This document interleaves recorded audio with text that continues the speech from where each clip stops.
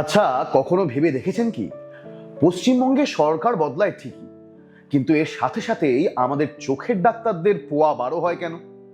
কারণ সরকার বদলানোর সাথে সাথেই আমাদের চারপাশে রঙের যে মহা ম্যারাথন শুরু হয়, তাতে সাধারণ মানুষের চোখ কপালে উঠে মাথা ঘুরে যাওয়ার জোগাড় হয়।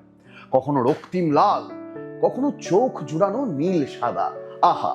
আর এখন হ্যালুসিনেশনের মতো চারিদিকে শুধু গেরুয়ার ছোঁয়া। তাই চোখের বালি কাটাতে অগত্যা চক্ষু বিশেষজ্ঞই ভরসা। না না, আজকে আমরা কোনো রাজনৈতিক গেঁড়া কলে না ঢুকে বরং চলুন একটু মুচকি হেসে দেখে আসি পশ্চিমবঙ্গের রাজনৈতিক ইতিহাসের এই রং দে বসন্তীর রঙিন অধ্যায়কে।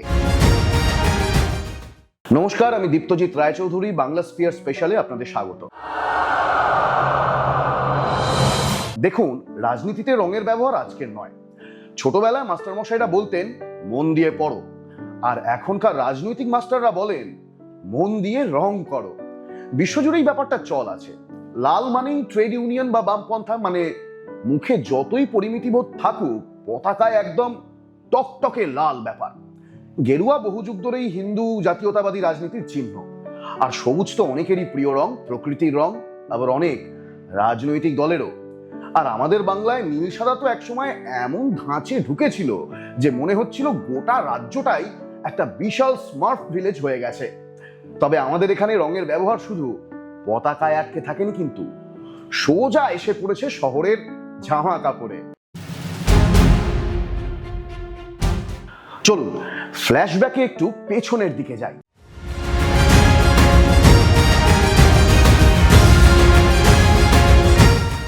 সালটা 1977। বামফ্রন্ট এলো ক্ষমতায়। টানা 34 বছর, মানে একটা গোটা প্রজন্ম বুড়ো হয়ে গেল, কিন্তু বাংলার দেওয়ালগুলোর বয়স যেন বাড়লই না। সব সময় টকটকে লাল। গ্রামের মুখ, শহরের অলিগলি, চায়ের দোকান থেকে পার্টি অফিস, এমনকি মানুষ মানুষকে যে সেলাম ঠুকতো সেটা পর্যন্ত হয়ে গেল লাল। সরকারি বাস, হাসপাতাল, প্রশাসনিক ভবন সবই ভরে উঠল লালের পরশে। কিন্তু এটা নেহাতি ছিল একটা রাজনৈতিক হুজুগ।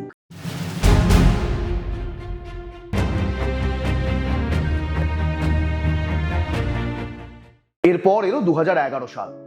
মহা শক্তিধর পরিবর্তনের জোয়ার। ক্ষমতায় এলো তৃণমূল কংগ্রেস। আর ঠিক তারপরেই শহরে রূপকথার মতো মেকওভার শুরু হলো।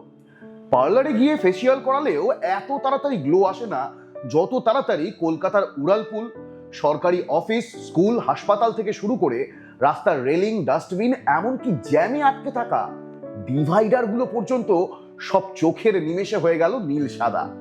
সরকারের যুক্তি ছিল এতে নাকি একটা ইউনিফর্ম আরবান আইডেন্টিটি তৈরি হয়। সমর্থকরা বললেন দেখো দেখিনি প্যারিস বা লন্ডনের মতো লাগছে কিনা। আর সমালোচকরা চোখ কপালে তুলে বললেন আরে মশাই, এ তো দেখছি আস্ত একটা রাজনৈতিক ব্র্যান্ডিং এর ক্যানভাস বানিয়ে ছেড়েছে। বিতর্ক চলতেই থাকলো, আর আমাদের তিলোত্তমা মুচকি হেসে নিশ্চুপে নতুন ভাবে রেঙে ওঠার অপেক্ষায় রইল।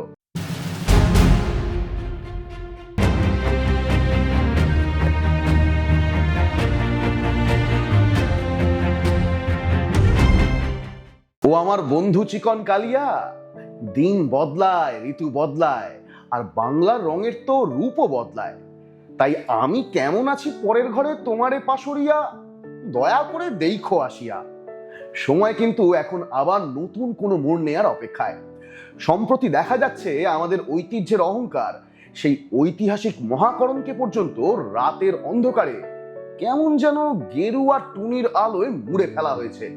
মনে হচ্ছে সিডনির অপেরা হাউস নয়, স্বয়ং মহাকরণই কোনো পুজো মণ্ডপের লাইটিং কম্পিটিশনে নেমেছে।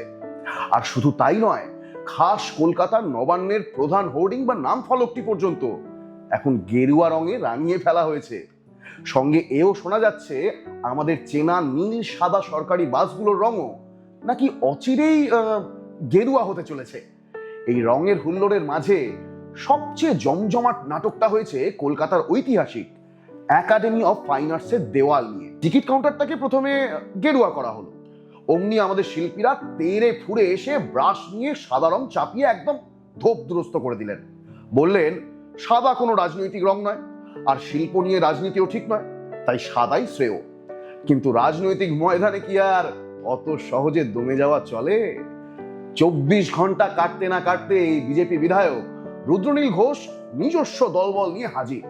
পুরনো একটা ঝাপসা ছবি বের করে তিনি বুক ফুলিয়ে দাবি করলেন, আরে মশাই, আগেকার দিনেও তো এটা মানে এই কাউন্টারটা আর কি গেরুয়ার চকলেট কালারেরই ছিল, এ তো ওই ইতিহাসের নিখুঁত পুনরুদ্ধার। মানে 1 মাসে একাডেমি অফ ফাইন আর্টসের টিকিট কাউন্টার রেঙে উঠলো তিনবার। ভাবা যায়? দেওয়ালটি বোধহয় আজ নিজেও মনে করে উঠতে পারছে না জন্মলগ্নে ওর নিজের গায়ের রং আসলে কেমন ছিল। আহারে, যাই হোক, কেউ বলছেন এটা নাকি একদম নতুন লেভেলের অ্যাডমিনিস্ট্রেটিভ ব্র্যান্ডিং, আবার কেউ বলছেন না ভাই, এগুলো হলো আসলে রাজনৈতিক থার্মোমিটার, কোন দিকে হাওয়া ঘুরছে তা মাপার দারুণ কায়দা। আসল কথা হলো, সরকার বদলাক বা না বদলাক, আমাদের পেন্টার ভাই আর রং ব্যবসায়ীদের কিন্তু বাজার রমরমা। অবশ্য একা আমাদের বাংলাকেই বা দোষ দিয়ে কি লাভ বলুন? পুরো ভারত জুড়েই এই রঙের খেলা চলছে। কোথাও সরকারি ভবন সবুজে ভেসে যাচ্ছে, আবার কোথাও গেরুয়া বা লালের মারমার কাটকাট ব্যাপার। সহজ কথায় বলতে গেলে, রাজনীতিতে চেয়ার বদলালে ব্রাশের কালার কোড বদলানোটা এখন একটা অলিখিত সংবিধান হয়ে দাঁড়িয়েছে। একবার ভেবে দেখুন অবস্থা। আমরা এতদিন জানতাম বৃক্ষ তোমার পরিচয় কি, বৃক্ষ বলতো ফলেনো পরিচয়, অর্থাৎ আম গাছে আম ধরলে তবেই তাকে আম গাছ বলা হবে। কিন্তু বর্তমান বাংলায় দাঁড়িয়ে প্রশ্ন জাগে, বৃক্ষ কি আর আদৌ কোনো উত্তর দিতে পারে? আজকের দিনে দাঁড়িয়ে বৃক্ষের পরিচয় তো আর ফলেনো নয় ভাই, নিখাত বর্ণেনো পরিচয়ে এসে ঠেকেছে। গাছ কোন রঙের ছোঁয়া পেল সেটাই এখন আসল কোয়ালিটি চেক। কিন্তু শেষের পাতায় একটা লজিক্যাল প্রশ্ন থেকেই যায়, সরকার বদলালে রাস্তার মোড়, বাসের বডি, সরকারি ভবন বা সংস্কৃতির আঁতুর ঘরের রং বদলানো কি আদৌ কোনো জরুরি প্রশাসনিক কাজ, নাকি ওটা নেহাতি রাজনীতির রঙিলা ছাপ? রং কি সত্যি আমাদের চোখের শান্তির এক সহজাত মাধ্যম, নাকি তা আজ নেতাদের ক্ষমতা জাহির করার মোক্ষম হাতিয়ার? আপনাদের কি মনে হয়? কমেন্ট বক্সে জানান। আর ভিডিও ভালো লাগলে কোনো রং না দেখে চোখ বুজে লাইক সহযোগে সোজা চ্যানেলের সাবস্ক্রাইব বাটনটা টিপে দিন। এরকম আরো মজার ভিডিও দেখার জন্য নজর রাখুন রাজ্য রাজনীতিতে, এই থুড়ি মানে আমাদের ওই বাংলা স্পিয়ার চ্যানেলে। পরিশেষে বলাই যায়, রঙের আমি, রঙের তুমি, রং দিয়ে যায় চেনা, রং নিয়ে আজ লড়াই করি, রং দিয়েই লেনা দেনা। ভালো থাকুন, সুস্থ থাকুন, রঙিন থাকুন, রঙে থাকুন। শুভরাত্রি।